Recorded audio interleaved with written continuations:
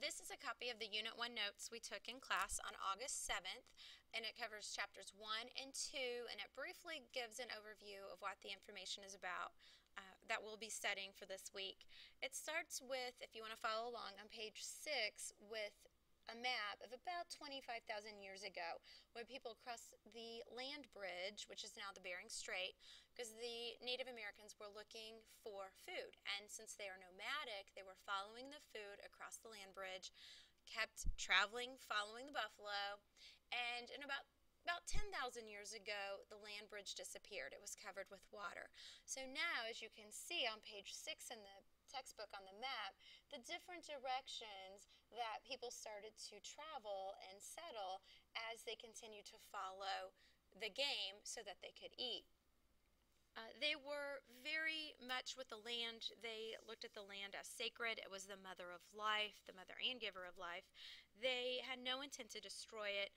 They did do burning to clear the land just so that the fields were productive, to scare the game out of the woods, to protect their farmland.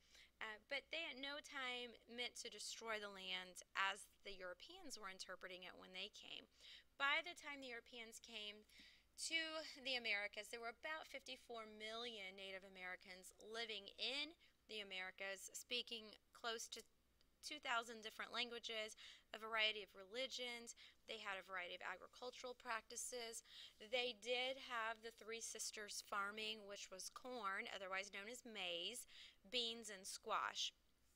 And this was extremely important, and there's also a picture of a statue on page 8 that shows you the significance of the corn. And without the corn, they were really going to struggle to survive.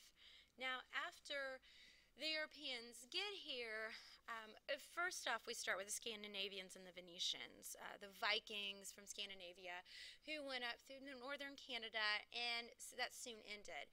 Followed by the Portuguese. The Portuguese were really important because they came over through the invention of the caravel. And the caravel allowed them to sail the same path going to and from. This also allowed them to sail up the coast of Africa, where they started sugarcane plantations and started earning more money and land. This was soon followed by the Spanish. And the Spanish, of course, were out after gold and silver. They wanted to Christianize. They were looking for spices and a cheaper route to get those spices. And, of course, to expand their empire through discovery and conquest and colonization.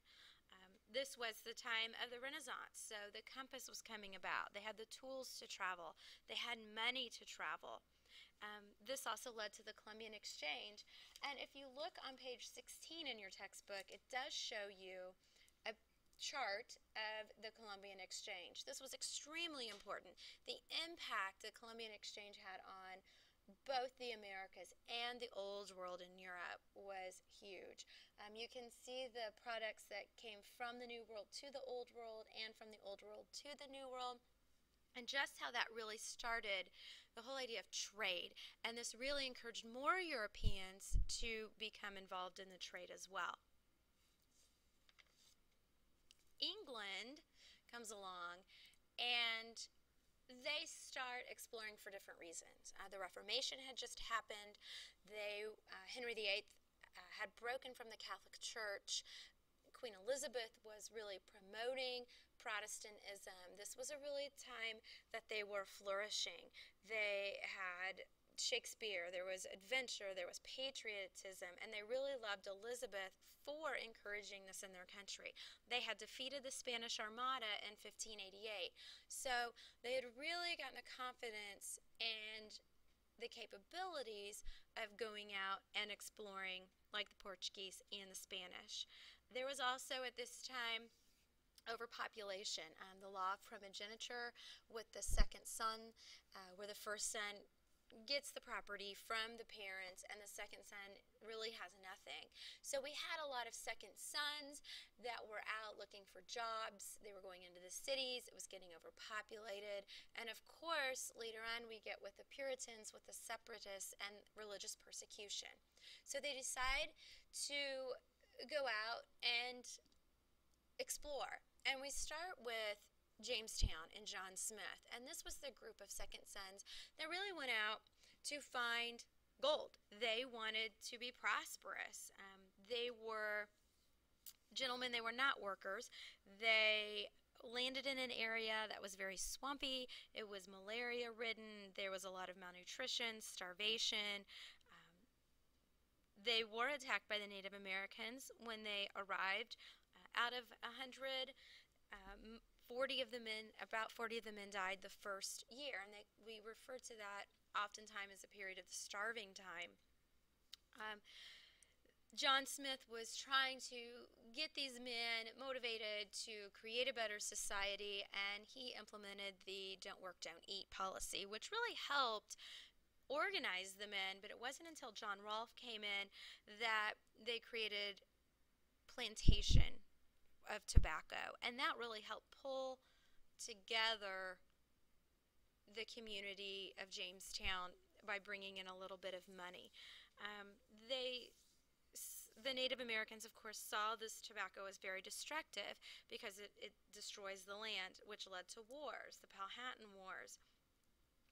During this time, of course, the 3 Ds, disease, disorganization, and disposability. And that's how the colonists viewed the Native Americans. They were disposable. They didn't take advantage of the skills the Native Americans had, such as farming, to help them with their surviving skills. There were also other plantation colonies: North Carolina, South Carolina, Maryland, Georgia, and of course Virginia. And if we look at this map of Jamestown, it shows you that Jamestown is in Virginia, what we now know as Virginia. It's also in the area that we refer to as the Chesapeake Bay area. This is the southern region when we refer to southern colonies, and Jamestown is part of that Chesapeake region, which is very important to know when we start dividing up our colonies into the 3 sections. Now, with North Carolina, South Carolina, these were heavily populated. They did have a need for labor that came from the West Indies originally. They adopted the Barbados Slave Code. This was really when we start to see the idea of plantations and really mass production of crops. Maryland became another plantation colony. It also became a safe haven for Catholics, where they had the freedom to worship. As for Georgia, it was more of a buffer colony between Spanish Florida and South Carolina. Debtors were sent to live in Georgia, and there was also religious freedom in Georgia unless you were Catholic, and in that terms you weren't protected. So this is an overview of chapters 1 and 2 that we discussed in class on Tuesday, August 7th. There is also some PowerPoint information in My Big Campus as well, and make sure you continue on with your readings and take notes for our quiz on Friday.